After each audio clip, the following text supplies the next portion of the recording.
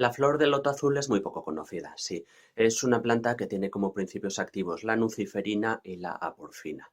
Y la combinación de las dos, además parece que en cantidades un poco variables o por algún otro motivo, pero el caso es que da como efectos, como una gama bastante variable entre relajantes y alucinógenos. Hay quien toma un poquito de flor de loto azul y le ayuda a dormir, hay quien tiene alucinaciones, es como bastante variable, sí.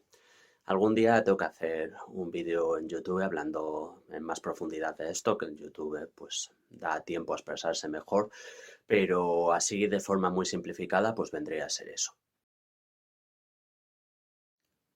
Pues los nitacenos son una familia bastante amplia dentro de los opioides.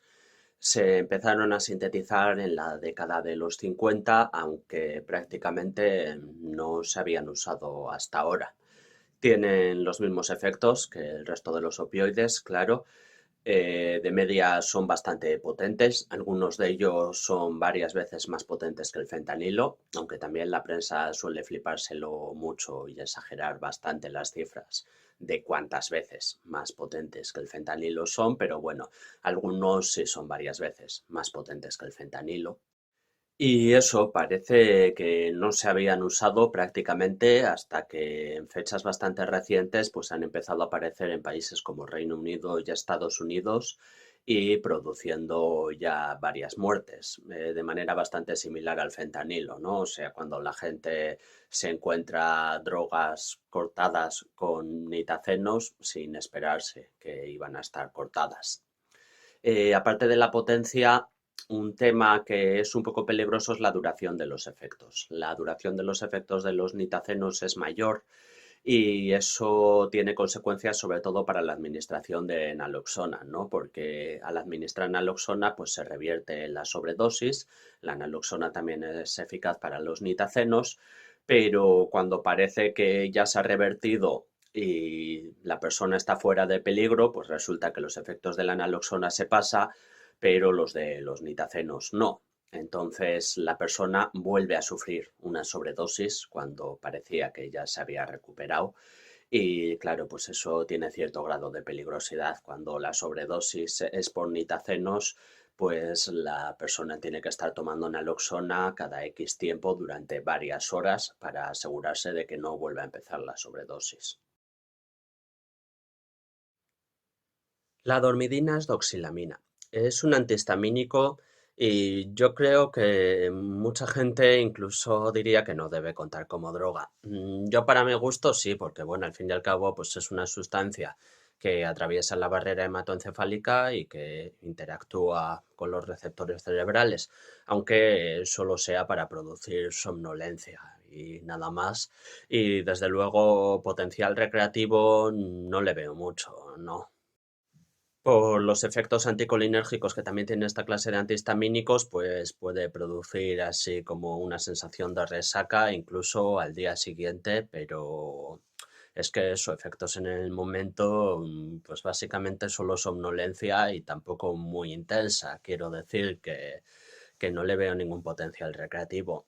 Peligrosidad parece que tampoco tiene mucha. A ver, si alguien la tomara para dormir todos los días, pues podría acabar desarrollando cierta dependencia en el sentido de que el día que no la tome, pues seguramente lo vaya a tener complicado para dormir, pero seguramente ni siquiera una adicción física así como tal. Y bueno, quedan por estudiar efectos a largo plazo por si pudiera tener así algún tipo de peligrosidad para el organismo al consumirse durante muchos años, pero en principio peligrosa tampoco parece mucho, la verdad. Bueno, ahí sí que nadie discute que sea una droga. La Dolonta es tramadol y es un opioide y además de ser un opioide también tiene efectos inhibidores de la recaptación de serotonina, así que a efectos prácticos es como estar tomando un opioide y un antidepresivo a la vez, así por simplificar un poco. Bueno, eso en el vídeo que hice en YouTube sobre los opioides lo explico con más detalle, pero vendría a ser eso, es un opioide y además es como tomar un opioide y un antidepresivo a la vez. No, no deja resaca y en principio menos de una hora después de que se pasen los efectos ya no quedaría ni rastro de ellos. De hecho, a la DMT y a sustancias similares se les llama tripes de ejecutivo, pues un poco jugando con la coña esa, ¿no? De que podrías ir a trabajar por la mañana, luego en el descanso para comer tener un tremendo viaje y a la tarde volver a trabajar sin que nadie sospeche lo que ha pasado. Pero a ver, a mí también ese extremo me parece exagerado. Quiero decir, la experiencia con DMT puede ser algo bastante intenso. Yo creo que si alguien, conociendo los riesgos, decide tomar DMT, pues estaría bien que después de hacerlo se diera al menos unas cuantas horas para asimilar un poco la experiencia, no que tenga algo importante que hacer justo después. Y bueno, es que de hecho la DMT, pues por sus propiedades alucinógenas, pues si lo consume una persona que está nerviosa, que está bajo presión, que le está dando vueltas a algo, pues las posibilidades de tener un mal viaje van a ser mucho más altas, ¿no? Entonces, realmente yo creo que es mejor no tomarlas si vas a tener obligaciones a las horas siguientes. ¿Se pasan rápido los efectos? Sí, pero aún así yo creo que sería recomendable que si alguien va a hacerlo, pues dejase un tiempo después para asimilar la experiencia y para tomarse todo con tranquilidad. Es que en una situación así, la frecuencia de uso por sí sola no te va a dar una pista fiable de si hay una adicción o no, y en caso de haberla, de cómo de grave sería. O sea, son muchas otras las preguntas que hay que hacerse, como qué pasa si no consume un finde, cómo se siente, si está queriendo abandonar ese consumo pero no lo consigue, si afecta a sus relaciones personales o a sus responsabilidades el consumir con esta frecuencia, etcétera. Es que yo para esto, ante la duda, recomiendo ponerse a prueba.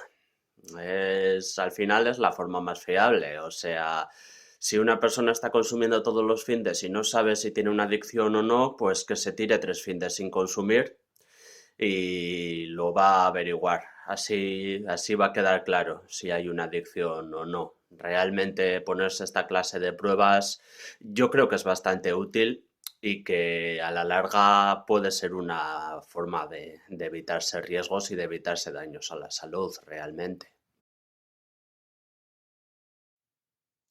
Yo, así subjetivamente, muy a ojo, en base a las experiencias que conozco de cada caso, creo que el mal viaje con LSD es un poco más probable que suceda que con DMT y que también suele ser de media una experiencia que se pasa peor.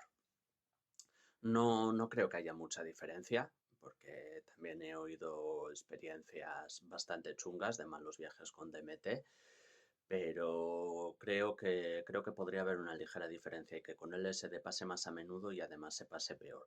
Lo que no sé es si influye la duración. Eso también me parece interesante. No estoy seguro de si es la duración lo que hace que el mal viaje con LSD sea peor, porque al final, cuando estás teniendo un mal viaje, pues lo habitual es que haya sido una dosis de una sustancia alucinógena tan alta que la percepción del tiempo desaparece completamente. Entonces realmente no sé si influye que el viaje con LSD dure más horas, porque para la persona que está teniendo el viaje, pues no, la diferencia entre media hora o 6 horas básicamente no existe, porque la percepción del tiempo se ha ido a la mierda totalmente. De hecho, ¿sabíais que se puede morir por una sobredosis de tila? Que bueno, haber dicho así, pues igual en parte no impresiona ni sorprende tanto porque quiero decir, por ejemplo, beber más de 6 litros de agua en una hora te puede matar porque tu sangre se licúa demasiado. Entonces se entiende que bebiendo esas cantidades de cualquier otro líquido también se podría morir.